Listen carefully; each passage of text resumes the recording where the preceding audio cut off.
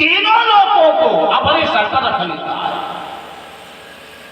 परीक्षित जी को जब सच्चा गुरु मिला, गुरुदेव हमारे द्वारा अनजान में पाप कर्म हो गया है, 7 दिनों में मुक्ति दिलाने वाला कोई साधन हो तो बताओ। भगवान सुखदेव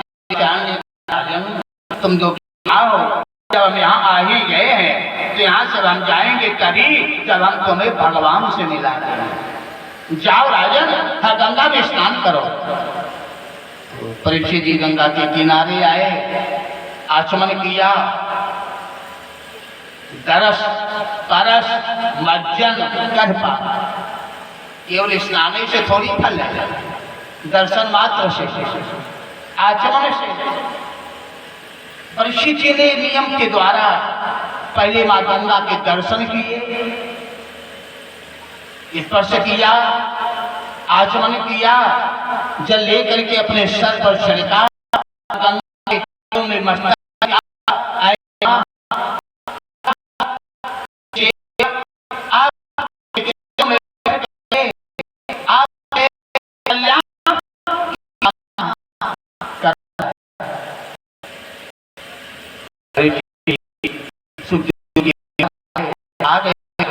हाँ गुरुदेव बैठो।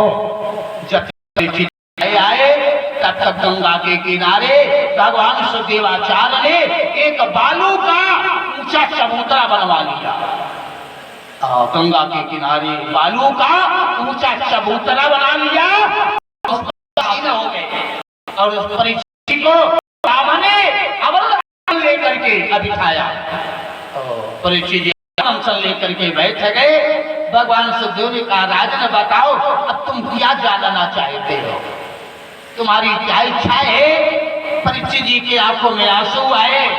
गुरुदेव, जिसे अपनी आयु निश्चित हो गई हो, जिसे अपने समय निश्चित क्या हो, उसे करना है। तो पहला प्रश्न है जी का, अपने मृत्यु के समय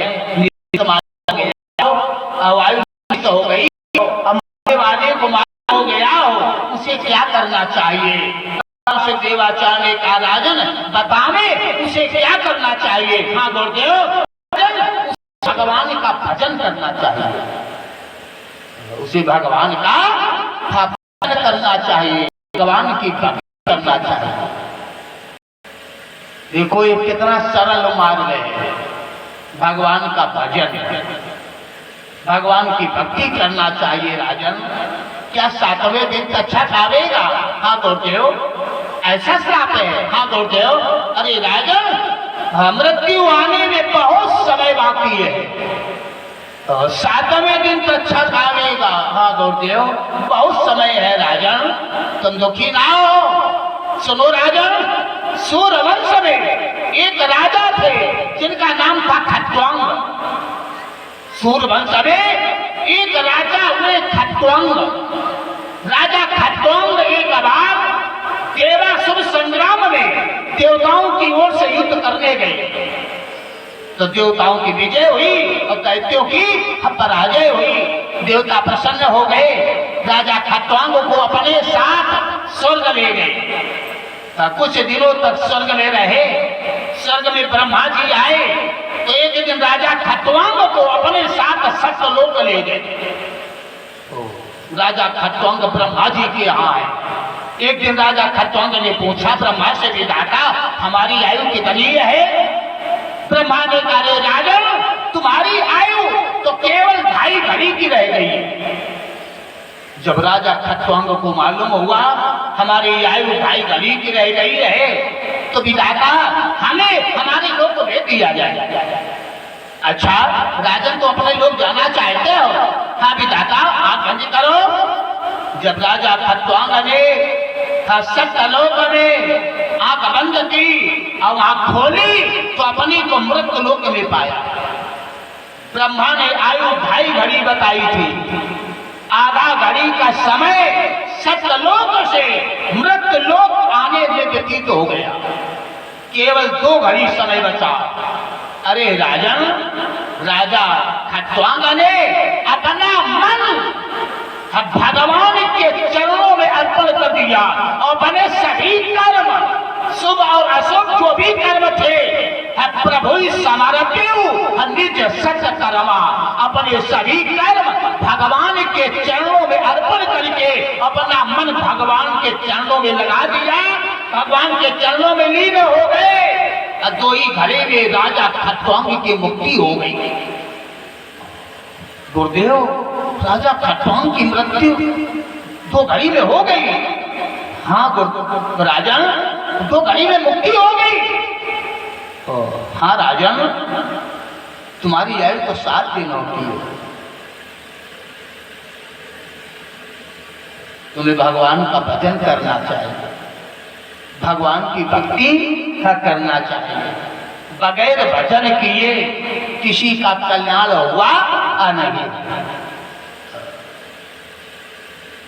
और भगवान सुखदेवाचार्य ने ये श्रीमद् भागवत महापुराण की कथा सुनानी गंगा के किनारे परीक्षित जी को प्रारंभ कर दिया। अब भगवान सुखदेव कथा कहां से सुना रहे हैं? सृष्टि वर्णन से। राजा परीक्षित के सामने सृष्टि वर्णन से कथा सुनानी प्रारंभ कर दी। कहा राजन, वो परम पिता परमात्मा जो अचित्य है, अनीय है, अखंड है, अप्रमेय है, अच्युत है, अजन्मा है, अनादि है, अनाम है, अरूप है, अमर है, अविनाशी है, शाश्वत है, न जायते मृते वा कदाचन, न हन्यते है गवाने शरीरे, जो समय समय पर विश्व की उत्पत्ति करके पालन तथा संहार करने वाले उन निरंजन, जनरंजन, भवभय भंजन, दुष्ट नरभंजन, मोह मान मानस मराल करुणा बरुणाले बोध भाव मंगलमय श्री धाम काम विकाम लीलाराम घनश्याम ने अपनी योग माया के द्वारा अपने नाभि से कमल को प्रकट कर दिया और उस कमल के पुष्प पर ब्रह्मा जी का प्रादुर्भाव हुआ। देखा ब्रह्मा ने तो चारों तरफ जल ही जल दिखाई दे रहा है। ब्रह्मा ने सोचा आखिर हमें जन्म देने वाला है कौन? तो ब्रह्मा जी से कमल के पुष्प से कमल की नाल में उतरने लगे। ब्रह्मा जी 1 वर्ष उस नाल में चले लेकिन जड़ तक पहुंच नहीं पाए, फिर ऊपर आए कमल के पुष्प पर। तो फिर आकाश से देववाणी हुई कि गिरिम समाध हो गगने समीरता। अरे राजन, गगन मंडल से आवाज आई। कब कब कब? जब आकाश से तो ये देववाणी हुई तब तब तब तो ब्रह्मा कमल के पुष्प पर बैठ करके तपस्या करने लगे। 100 वर्षों तक तपस्या किया और जब ब्रह्मा ने अपने नेत्र खोले तो 100 वर्षों के बाद तो ब्रह्मा ने क्या देखा कि सैया से पानी आदि पावन। शेष सैया पर भगवान चतुर्भुजी रूप में विराजमान है कि सैया से पानी आदि पावन तापय शयन करे मान भावन कि कमला चरण चापसु पावे गरुड़ बैठियति अवहर से मनावे। भगवान शेष सैया पर विराजमान है माता लक्ष्मी। कमला चरण चापसु पावे।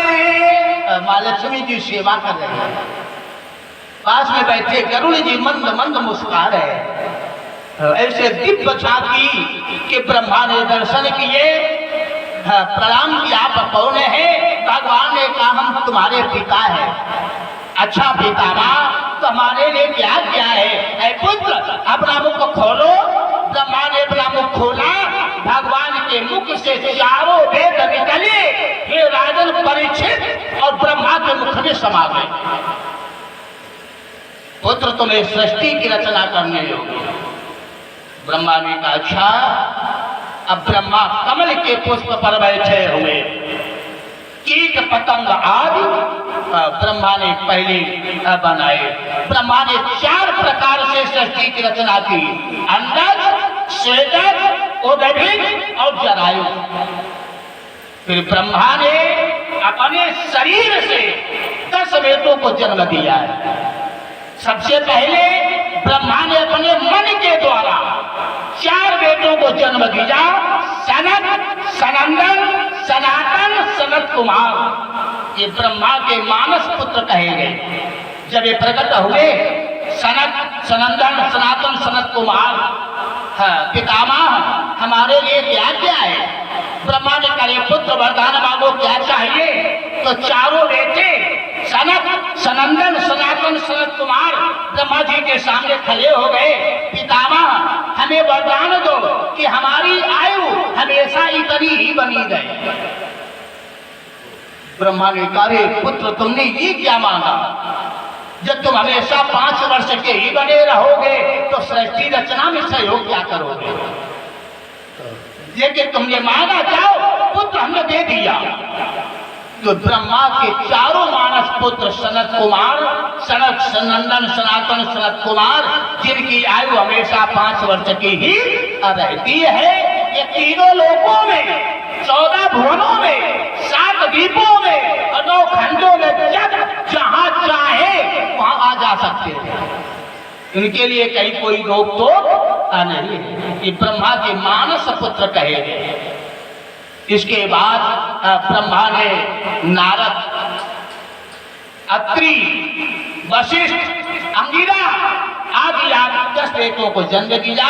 फिर ब्रह्मा ने अपनी भुजाओं का मंथन किया, तो एक भुजा से एक पुरुष और दूसरी भुजा से एक स्त्री का प्राकट्य होगा। दोनों ने हाथ जोड़े, पितामह हमारे लिए क्या क्या है? ब्रह्मा ने कहा उस पुरुष से कि तुम्हारा नाम स्वयंभू मनु है, वह देवी तुम्हारा नाम सतरूपा है। जाओ तुम मैथिली क्रिया के द्वारा मैथिली सृष्टि की रचना करो।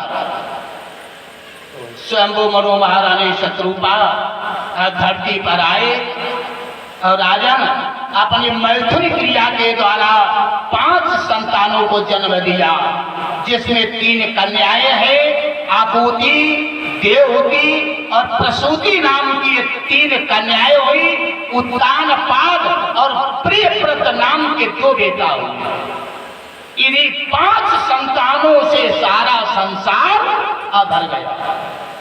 हम सब मानव क्यों कह रहे हैं? क्योंकि हम सब मनु महाराज की संतानें हैं। हम सब मनु महाराज की संतानें हैं, इसलिए हम मानव कहलाए। और इन्हीं 5 संतानों से हे राजन परीक्षित ये सारा संसार भर गया। तो इन्हीं 5 संतानों से सारा संसार भर गया कि स्वयं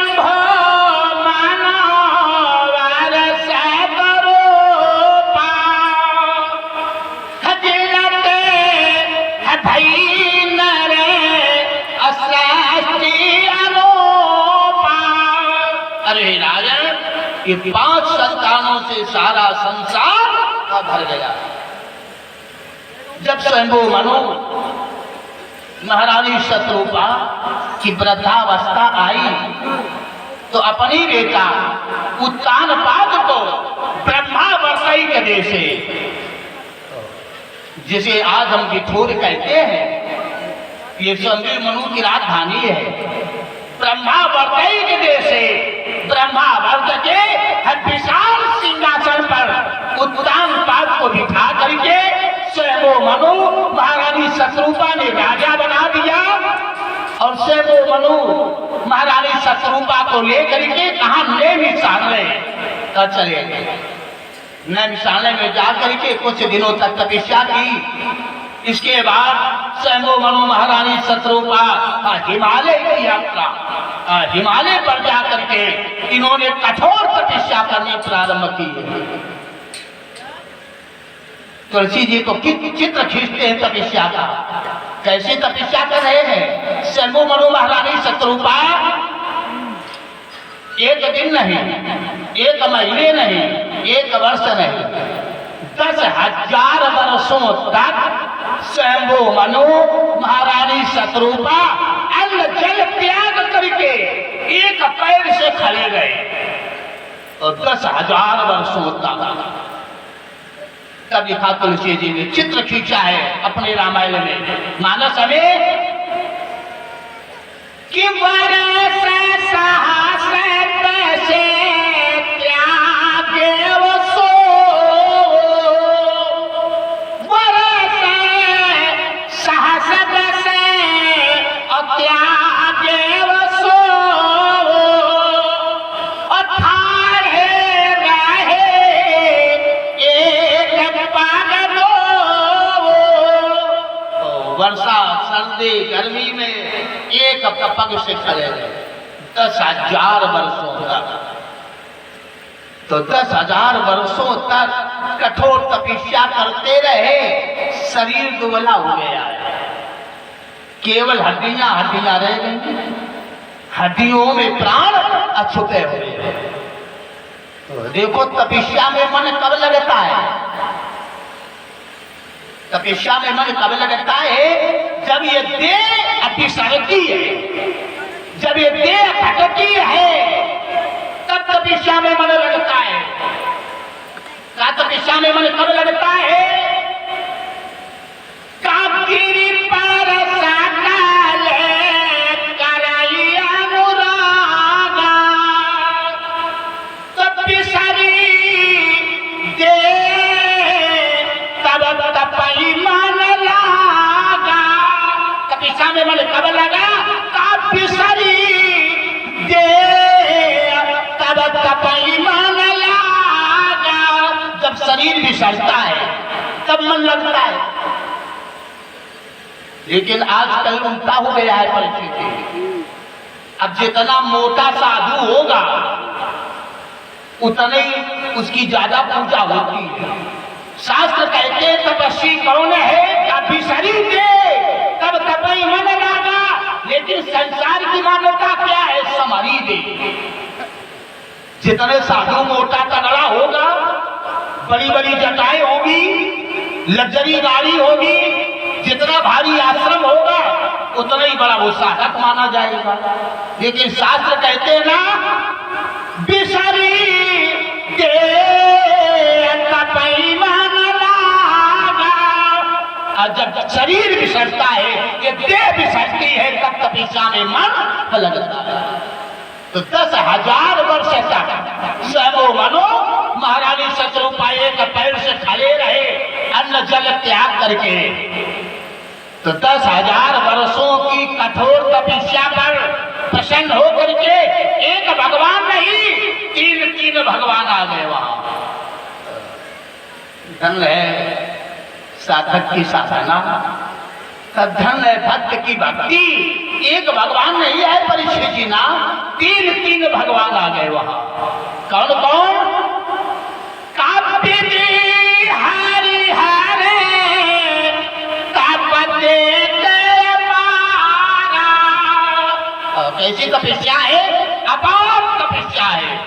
विधि हरि हरे तापते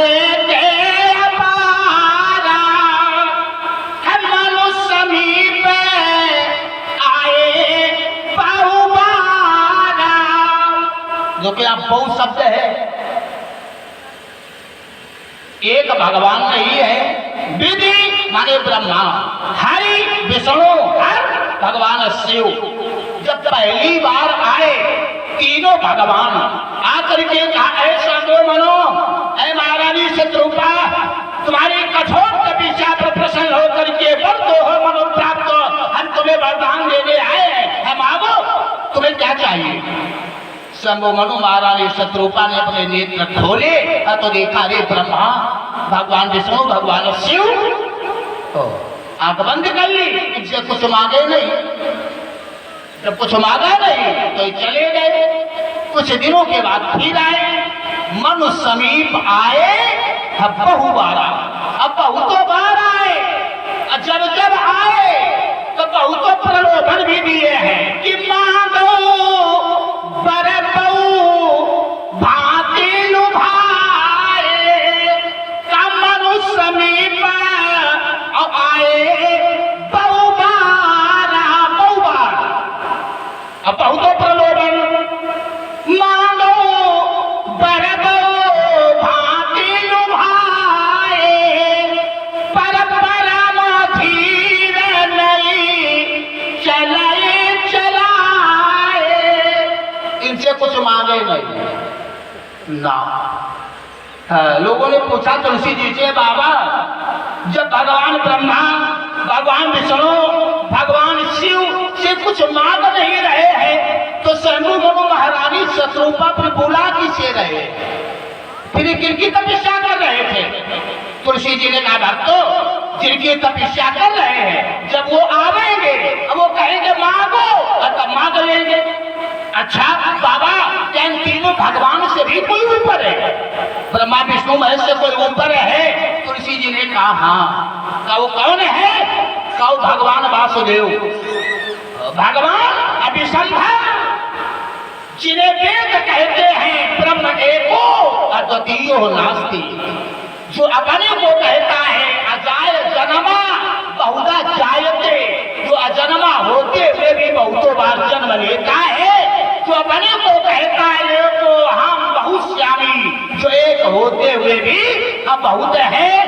संत महात्मा जिसे कहते हैं निरंजन भगवान, जिसे वेद कहते हैं ब्रह्म एको द्वितीयो नास्ति, जो रचना के समय ब्रह्मा का रूप धारण करता, पालन के समय विष्णु का रूप धारण करते, संहार के समय त्रैमत रूप भगवान शंकर का धारण करते हैं। जब वो आवेंगे भगवान विषंभव तब मांगेंगे। तो तीनों भगवान बहुतों बार आए, बहुतों प्रलोभन दिए, लेकिन इनसे कुछ मांगे नहीं। का तब प्रसन्न पाई प्रगति भगवान, भगवान विषंभव आ गए, अपने मुखमंडल पर करोड़ों सूर्यों की आभा लिए हुए और उन्होंने आकर के कहा, ऐसे लो मनो, ऐ महारानी शत्रुपा, तुम्हारी कठोर तपस्या पर प्रसन्न होकर के वर दो हो मनु प्राप्त, हम तुम्हें वरदान देने आए हैं, मांगो तुम्हें क्या चाहिए? शंभु मनु महारानी शत्रुपा ने अपने नेत्र खोले तो देखा सामने एक तेज पुंज प्रकाश दिखाई दे रहा है। तो उस प्रकाश के आगे शंभु मनु महारानी शत्रुपा की आंखें बंद हो गई। भगवान विषंभर के तेज को ना सह पाए, आंख बंद हो गई। फिर आंख खुली तो देखा भगवान विराट रूप में, विषंभर रूप में खड़े। विषंभर भगवान के दर्शन किए। शंभु मनु महारानी शत्रुपा ने शंभु मनु से भगवान ने कहा मांगो क्या चाहिए? तब हाथ जोड़ करके कहा था प्रभु आपका दर्शन पा करके हम धन्य हो गए कि जो ना कहते हम परने हो। अगर आप हम पर प्रसन्न हो करके, हमारी तपस्या पर प्रसन्न हो करके हमें वरदान देने आए हो कि जो ना कहते हम परने हो, तो प्रसन्न हुई या बर दे हो। हमको क्या चाहिए? का जो स्वरूप बसे शिव मन माही, अजय कालन मुनि जतन कराही। देखई हम स्वरूप धरि लोचन, करहु कृपा प्रणतारित मोचन। अब हमें उस स्वरूप के दर्शन कराओ जो भगवान शिव के मन में भी बैठा हुआ है। जिस स्वरूप के दर्शन के लिए योगी जन हजारों वर्षों तक योग बनाते हैं। अच्छा, उस स्वरूप के दर्शन करोगे? हम आप प्रभु तो आप बंद करो आंख बंद की और आंख खोली तो क्या देखा कि कुंडलम, भगवान चतुर्भुजी रूप में खड़े मंद मंद मुस्कुराए। भगवान के दर्शन किए। मांगो देवी, जो तुम्हारे स्वामी ने मांगा है वो तो हमने दे दिया है, मांगो तुम्हारी क्या इच्छा है। महारानी शत्रुपा भगवान की ओर एक तक देख रही है, मानो पल के गिर नहीं रही है। महारानी शत्रुपा के मन में भाव आया कि लाओ हम इन्हीं को मांगो। देखो ये है भक्ति, लाओ इन्हीं को मांगे ले कि हमारे यहाँ बेटा बन के आप आइएगा।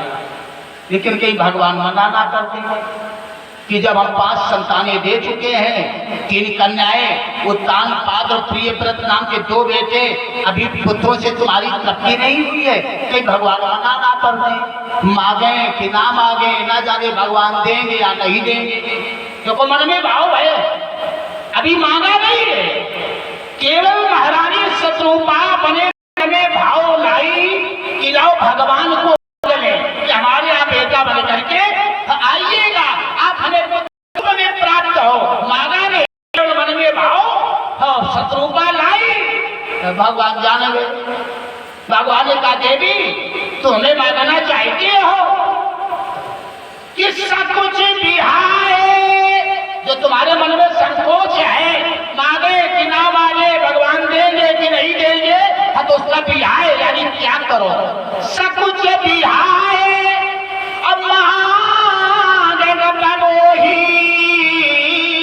अब तुम ऐसा कुछ नहीं मांगोगी तो हम तुम्हें ना दे सके। प्रसन्न हो गए दोनों। अच्छा, आप जब हमारे मन की बात जान ही गए हैं तो हे प्रभु, चाहो तुम समान सुते प्रभु संग कौन जुराओ। अब आपसे क्या छुपा में, जब आप हमारे मन की बात जान ही गए हो तो आप हमारे यहाँ बेटा बनकर आइए। भगवान ने कहा रे ऐसे नो मानो, अरे महारानी शत्रुपा हम तुम्हारे यहाँ एक बार नहीं 3 बार बेटा बनकर आएंगे। अब 3 बार तुम हमारे माता पिता अब हो गए। सतयुग में जब कश्यप और तुम अदिति हो गए तो बावन बनकर आऊंगा, और जब त्रेता में दशरथ कौशल्या हो गए तो राम बनकर आऊंगा, द्वापर में देवकी वसुदेव बनोगे तो तुम्हारे यहाँ कृष्ण बन करके आओ। जाओ, जो तुमने पुण्य अर्जित किए हैं अब तुम स्वर्ग जाओ, कुछ दिनों तक स्वर्ग में रह करके स्वर्ग का सुख भोगो। शंभु मनु महारानी शत्रुपा, हे राजन परीक्षित, भगवान के दर्शन पा करके भगवान की आज्ञा अनुसार स्वर्ग चले गए और स्वर्ग का सुख अब भोग रहे। इधर ब्रह्मावर्त के देशे ब्रह्मावर्त के विशाल सिंहासन पर उत्तान पाद बैठे हुए प्रजा का पुत्रवत पालन करते जीवन यापन कर रहे। कौन? धर्मात्मा राजा उत्तान पाद। संत महात्माओं की सेवा करते हैं, जंगलों में जाते हैं, आश्रमों में सेवा करते हैं, संतों के बीच बैठ करके सत्संग करते हैं और सायंकाल अपने नगर महल वापस लौट आते हैं। यही उत्तान पाद की दिनचर्या चल रही है। एक दिन हे राजन उत्तान पाद सायंकाल के वेला में जब जंगल से साधु महात्माओं की सेवा से नगर महल वापस आए तो देखा रानी सुनीति अगवानी के लिए महल के द्वार पर नहीं आई। तो राजन वैसे नियम था, जब उत्तान पाद घर से जाते थे प्रातः काल तो सुनीति महल के द्वार तक छोड़ने आते थे। और जब आने का समय होता है सायंकाल तो सोने के गड़ुए में जल भर करके महल के द्वार पर आती है। आओ महाराज, स्वामी आओ, आपका स्वागत है। चरण धुलती है, जल छलकती है, आओ महाराज आपका स्वागत है। लेकिन आज सुनीति स्वागत के लिए महल पर नहीं आई। परीक्षित जी ने कहा गुरुदेव सुनीति ऐसा क्यों करती है? भगवान सुखदेव ने कहा राजन, राजा धर्मात्मा उत्तानपाद है, नाम के आगे विश्लेषण लगा है। कैसे राजा है? धर्मात्मा राजा उत्तानपाद। जंगलों में गए हैं, साधु महात्माओं के आश्रम पर सेवा करके सत्संग करके आ रहे हैं। हमारे स्वामी जो पुण्य लाए हैं, उन पुण्यों का फल स्वामी की सेवा करके प्राप्त करना चाहती है सुनीति। सुनीति धर्मपरायणा स्त्री है, नीति के अनुसार चलने वाली पतिव्रता स्त्री सुनीति स्वागत करती है। लेकिन आज सुनीति महल के द्वार पर अगवानी के लिए नहीं आई। देखा उत्तानपाद ने, अरे सुनीति कहाँ चली गई? घोड़े से उतरे, महल में गए तो देखा टीकाकारों ने लिखा कि सुनीति अपने महल में सोने के पलंग पर लेटी हुई कोई धार्मिक पुस्तक का अध्ययन कर रहे हैं, पढ़ रहे हैं। उत्तानपाद ने आकर के कहा, प्रिय, तो सुनीति का ध्यान भंग हुआ। स्वामी आप आ गए, महाराज आप आ गए हो। प्रिय, ये कौन सी पुस्तक है जिसे तुम इतनी तन्मयता से पढ़ रही हो? हमारे आने का समय का तुम्हें ज्ञान नहीं रहा? सुनीति ने पुस्तक बंद कर दी। महाराज क्षमा करना स्वामी, ये धर्मशास्त्र है। अच्छा प्रिय, ये धर्मशास्त्र है, तुम इस धर्मशास्त्र को इतनी तन्मयता से पढ़ रही हो, तुम्हें समय का ज्ञान नहीं रहा, इसमें क्या विशेष बात तुमने पढ़ी है, क्या विशेषता है? प्रिय, सुनीति ने कहा, महाराज बताने हमने क्या पढ़ा है। टीकाकारों ने लिखा, सुनीति ने हाथ जोड़े, महाराज इस धर्मशास्त्र की पुस्तक में मैंने आज पढ़ा स्वामी। क्या पढ़ा है प्रिय? कि जिसके संतान नहीं होती वे पिता अवश्य नरकगामी। स्वामी हमने पढ़ा है कि जिसके संतान नहीं होती है, जो निसंतान होता है, उसे नरकों में जाना पड़ता है। हाँ, वो नर्क जाता है, नरकगामी होता है। हमने इस धर्मशास्त्र में ये पढ़ा है महाराज। उत्तानपाद ने कहा, अच्छा सुनीति धर्मपरायणा स्त्री है, शंभु महाराज की कुलवधू है, ये आर्यावर्त की रानी नहीं महारानी है। समस्त भूमंडल की कन्याकुमारी से लेकर के और हिमालय तक राज्य सीमा है उत्तानपाद की। यानी जहां भगवान सूर्योदय होते हैं वहां से लेकर के और अस्ताचल जहां अस्त होते हैं वहां तक राज्य सीमा है उत्तानपाद की। यानी समस्त धरती के राजा। सुनीति समस्त भूमंडल की महारानी है, धर्मपरायणा स्त्री है। सुनीति के आंखों में आंसू आ गए। स्वामी हम तो इतनी भागने निकली किया बता आपको, आपके पूर्वजों को एक भी संतान ना दे सकी। महाराज हमारे कारण आप को नरकों में जाना पड़ेगा, आप नरकगामी होंगे, पितरों को कोई जल देने वाला भी नहीं है। महाराज हम तो इतनी भागनीय है कि अपने कोख से एक संतान को जन्म ना दे सके।